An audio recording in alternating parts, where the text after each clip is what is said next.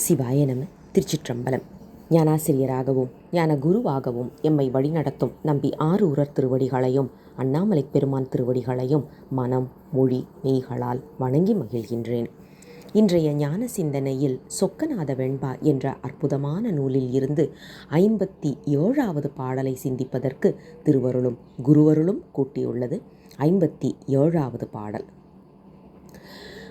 நோயால் வருந்தி உனை 100 குரல் கூப்பிட்டால் நீ யார் எனாது இருக்கை நீதியோ, தாயாய் அலை கொடுத்த கேழல் அருங்குழவிக்கு அன்று முலை கொடுத்தாய் நீ அளவோ முன். பெருமானுடைய பெரும் கருணை திறத்தினை எடுத்துச் சொல்லக்கூடிய அற்புதமான ஒரு பாடல் இது. அதாவது, கேழல் அருங்குழவிக்கு அன்று தாயாய் முலை கொடுத்தாய் நீ அளவோ முன் அப்படின்றத முதல்ல பார்க்கணும். ஏன் அப்படின்னா, பெருமான் தாயுமான சுவாமிகளாக வந்த வரலாறு நமக்கு தெரியும். அதே மாதிரி பன்றிக்குட்டிகளுக்காக தாய்ப்பன்றியை இழந்த பன்றிக்குட்டிகளுக்காக தானே தாய்ப்பன்றியாக பால் கொடுத்து காப்பாற்றின அந்த குறிப்பையும் அந்த வரலாற்று குறிப்பையும் நாம் இங்கே நினைவில் கொள்ளணும். அந்த குறிப்பு தான் இந்த பாடலில் பார்க்க முடிகின்றது. பெருமான் தாயை விட மிகச்சிறந்த தயா என்று நமக்கு எல்லா திருமுறைகள்லையும் நாம் பார்க்குறோம். அதாவது, தாய் அப்படின்னு சொல்லியாச்சுன்னா பாரபட்சம் கிடையாது. ஒரு பிள்ளை வேணும், இன்னொரு பிள்ளை வேண்டாம், இந்த பிள்ளை நல்ல பிள்ளை, அந்த பிள்ளை கெட்ட பிள்ளை அப்படிங்கிற மாதிரியெல்லாம் எந்தவித பாகுபாடும் இல்லாமல் ஒரே அளவில் தான் அன்பு செலுத்தக்கூடியவள் தாய் என்பவள். அதைவிட சிறந்ததாக இருக்கக்கூடிய சிவபெருமான். ஏன் அப்படின்னா, தாய் கூட தான் வயத்தில் பிறந்த குழந்தைங்களுக்குள்ளால தான் பாகுபாடு பார்க்க மாட்டாங்க. ஆனால் வேறு ஒருத்தங்களுக்கு பிறந்த குழந்தையாக இருந்தால் வேறுபாடு பார்ப்பாங்க. ஆனால் சிவபெருமான் அப்படியா இருக்கிறாரு. நம்ம எல்லாரையும் அவருடைய பிள்ளையாக தானே அவர் பார்த்து நம்மளை வளர்த்து பேணி காத்து வளர்த்து கொண்டிருக்கின்றார். அப்படி இருக்கும்போது தாயை விட சிறந்தவர் தானே நம்ம சிவபெருமான். அப்படி இருக்கும்போது பன்றிக்குட்டிகளுக்கே பால் கொடுக்கறதுக்காக இறங்கி வந்த அந்த தயை, அந்த குணம் இருக்கே சாமி, அது ஏன் எனக்கு வரமாட்டேங்குது? என்கிட்ட ஏன் உனக்கு அந்த அன்பு இல்லை? ஏன்னா நோயால் தினம் நான் வருந்தி உன்னை கூப்பிட்டுக்கிட்டே இருக்கிறேன். 100 குரல் கூப்பிட்டால் உன்னை ஒரு நொடி பொழுது கூட விடாமல் உன்னை கூப்பிட்டுட்டே இருக்கிறேன். இங்கே இந்த நோயின்னு சொல்கிறது பிறவி நோயை தான் நாம் எடுக்கணும்.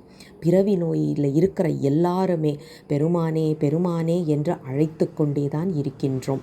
அப்படி அழைத்து கொண்டிருக்கும்போது பெருமான் கண்டுக்காமல் இருக்கிறது நியாயமா அப்படிங்கிற ஒரு கேள்வி தான் இந்த பாடலில். அதாவது, இதில் நாம் புரிஞ்சுக்க வேண்டிய கருத்து என்ன அப்படின்னா, பெருமான் எல்லாரையும் ஒரே மாதிரி தான் பார்க்குறாரு.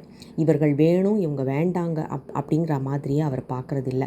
அனைவரும் ஒரே திறத்தில் தான் வச்சு பெருமானுடைய அன்பு இருக்குது. ஆனால் குழந்தைங்கள்லே பார்த்திங்கன்னா, சில குழந்தைங்க முரட்டுத்தனமாக இருக்கும். அம்மா அப்பா சொன்னால் கேட்கக்கூடாது அப்படிங்கிற ஒரு முரட்டுத்தனத்தில் இருக்கும்.